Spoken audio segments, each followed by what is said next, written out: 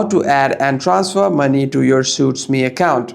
You can add money to your SuitsMe account via bank transfer, Wise payment, or cash top-up at PayPoint locations. Money is transferred via the application or online portal using the payments menu, allowing for quick domestic transfers, standing orders, or international transfer, typically done within minutes. To add money to your SuitsMe account, you will need two things. Add money to your SuitsMe account, you will need the SuitsMe sort code and your account number.